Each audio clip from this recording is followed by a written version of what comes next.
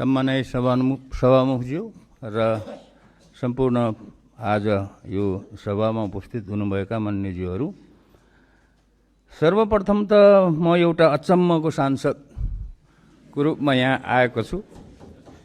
किनभने म फरक छु, बोल्ने तरिका पनि फरक छ, काम गर्ने तरिका पनि फरक छ, सबै कुरा म प्राय सबैसँग मिल्दैन। त्यसैले म आफ्नो परिचय पनि दिन चाहन्छु र म कसरी यो ठाउँमा आउनै नपर्ने मान्छे यो ठाउँमा कसरी आइपुगेँ भन्न पनि चाहन्छु। म अमेरिकामा पढेर नेपालमा 2049 साल भाद्र महिनामा आएको र अहिलेसम्म 33 वर्षभन्दा बढी काटिसक्यो। एउटा झोला बोकेर पूर्णकालीन समाजसेवीको रूपमा काम गरिरहेको छु र म चाहिँ राजनीति गर्ने राजनीतिज्ञ होइन। म समाजसेवी हुँ र सेवी नै रहनेछु। सदनमा मेरो भूमिका पक्ष विपक्ष भन्दाखेरि पनि निष्पक्ष हुनेछ। समाजसेवी भएको हुनाले मलाई प्रतिनिधि सभाको चुनावमा उम्मेदवार हुने कुनै रहर पनि थिएन, मैले सोचेको पनि थिएन। तर 2082 साल भाद्र 23-24 गतेको जेनजी आन्दोलन भएपछि जेनजी भाइ बहिनीहरूले मलाई नै बोलाएर शिक्षा तथा विज्ञान मन्त्री बनाइदिए। त्यति बेला म ताप्लेजुङ जिल्लाको गाउँ गाउँमा किताब बेचिरहेको थिएँ। मेरो आफ्नो आत्मकथाको किताब बेचिरहेको थिएँ र 4 महिनासम्म मन्त्री भएँ। 4 महिनासम्म मन्त्रीको रूपमा काम गर्दाखेरि मैले शिक्षा क्षेत्रमा भएका अनेकौं समस्याहरू, चरम राजनीतिकरण र विकृतिहरू देखेँ। ती विकृतिहरूलाई हटाएर विद्यालय, कलेज र विश्वविद्यालयहरूमा विशुद्ध शैक्षिक वातावरण बनाउन प्रयास गरेको थिएँ। त्यसको लागि 3वटा विधेयकको मस्यौदा बनाएर अध्यादेश ल्याउन र 4वटा नियमावलीहरू ल्याउन प्रयास गरेको थिएँ। तर ती अध्यादेशहरू र नियमावलीहरू ल्याउन त्यति बेला काम चलाउ सरकार भएकोले जतिसुकै प्रयास गर्दाखेरि पनि सकिएन। ती अध्यादेशहरू र नियमावलीहरू त्यति बेलाको मन्त्री परिषदले अनुमोदन गरेर विधायन समितिमा पठाइसकेको थियो। माघ 6 गते प्रतिनिधि सभाको सदस्यको लागि नाम दर्ता गराउने 40 घण्टा अगाडि अर्थात् माघ महिनाको 4 गते बेलुकी 7 बजेसम्म पनि मैले ती अध्यादेशहरू र नियमावलीहरू ल्याउन टुप्पीदेखिको बल लगाएर प्रयास गर्दाखेरि पनि विधायन समितिबाट ती कामहरू अगाडि बढेनन्। त्यसैले मैले मन्त्री पदबाट राजीनामा दिएर म्याग्दीमा स्वतन्त्र उम्मेदवारको नाम दर्ता गराउन गएको हो। यसरी चुनावमा उठ्नै नपर्ने र उठ्नै नहुने मान्छे चुनावमा उठेको हुँ।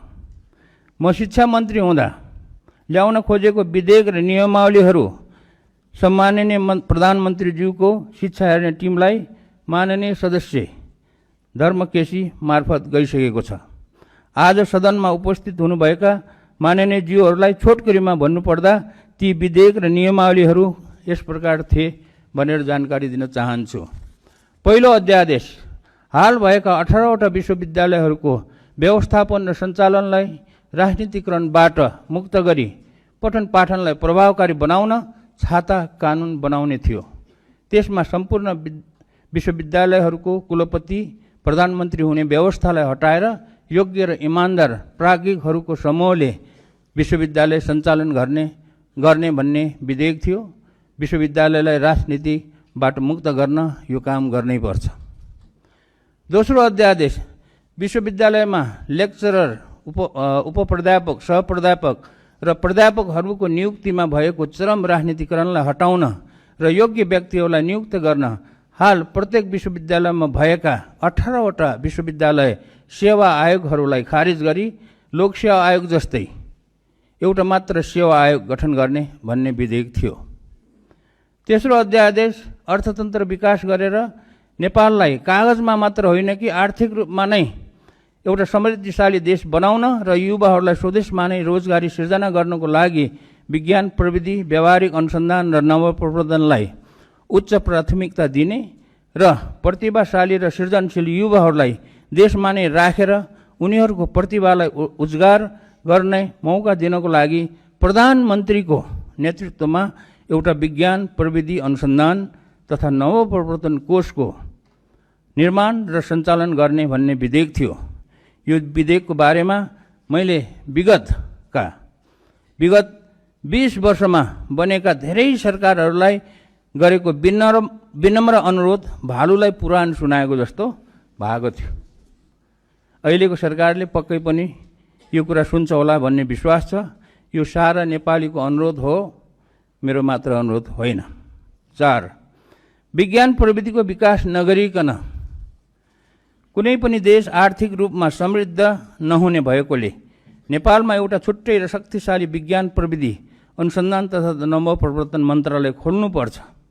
यसलाई चलाउन सक्षम विज्ञहरू राख्नुपर्छ भन्ने मेरो भनाइ एउटा कानले सुनेर अर्को कानले नउडाइयोस् भन्ने मेरो विनम्र अनुरोध छ।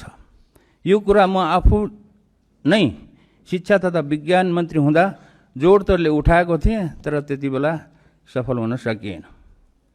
5. विद्यालय शिक्षा सञ्चालनको जिम्मा स्थानीय सरकारलाई दिएको हुनाले विद्यालय शिक्षामा धेरै विकृतिहरू जन्मेका रहेछन्। यो कुरालाई ध्यानमा राखेर शिक्षा नियमावलीमा धेरै नै सुधार गर्नुपर्ने छ र सो कुरा मैले प्रयास गरेको हो, तर भएन।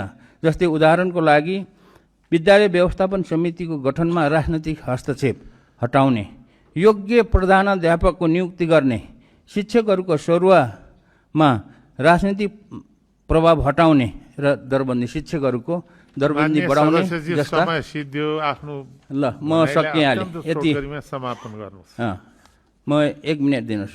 र 6 नम्बरमा यो सिटिभिटीलाई पुनर्संरचना गरी त्यहाँबाट पनि राजनीतिकरण नहटाएसम्म र नयाँ सिस्टम नबसालेसम्म त्यहाँबाट विद्यार्थीहरूले सिपमूलक प्राविधिक शिक्षा प्राप्त गर्न नसक्ने कुरा प्रष्ट पार्न चाहन्छु। अहिले त्यहाँ अधिकांश सैद्धान्तिक पढाइ मात्र हुने गरेको छ। त्यसको लागि मैले शिक्षा मन्त्रीको रूपमा चालेको कदमहरू पुरा भएनन्। अहिलेको छोटो समयमा सबै कुरा राख्न सकिनँ। ती गर्नै पर्ने सबै कुराहरू बेला बखतमा भन्दै गरौँला। अन्तमा राष्ट्रिय स्वतन्त्र पार्टीका सम्पूर्ण युवा भाइ बहिनीहरूलाई नेपालको इतिहासबाट एउटा अत्यन्तै महत्त्वपूर्ण पाठ सिक्नुहोस् भन्ने अनुरोध गर्न चाहन्छु। इतिहास यस प्रकार छ।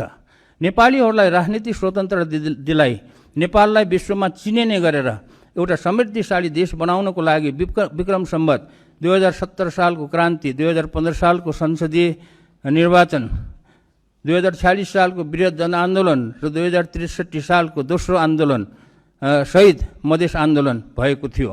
ती आन्दोलनहरूले जनतालाई राजनीतिक अधिकार पनि दिलाएकै हो। त्यही अधिकार प्रयोग गरेर नेपाली जनताले अहिले राष्ट्रिय स्वतन्त्र पार्टीलाई झन्डै 2/3 बहुमतले जिताएको छ। राम्रो काममा मेरो पनि सम्पूर्ण साथ हुनेछ, तर नेपालीहरूले अपेक्षा गरे अनुसार भ्रष्टाचारीहरू, घुसखोरीहरू, लोभी पापी दलालीहरूको समाजमा गाडिएको ज्वरो उखल्नको लागि हाम्रो समाजमा भएको नातावाद, कृपावाद, चाकरीवाद, चापुलिसवाद जस्ता कुसंस्कारका दलदलमाबाट एकदमै टाढा रहनुहोस्। यदि पहिलेकै राजनीतिक दलहरूले जस्तै गरेर स्वतन्त्र पार्टी पनि नेपाली समाजको ती कुसंस्कारहरूमा फस्यो भने भाद्र 23-24 गतेको जेनजी आन्दोलन पनि कालान्तरमा असफल हुनेछ। ल धन्यवाद छ। अनि अन्तमा एउटा कुरा, यहाँ आजको कार्यसूचीमा मैले एउटा देखेको थिएँ, एउटा यो अध्यादेश रहेछ। यसमा थप कुरा के गर्न चाहन्छु भने अध्यादेश मतदाता नामावली पहिलो संशोधन अध्यादेश 2082 भन्ने रहेछ।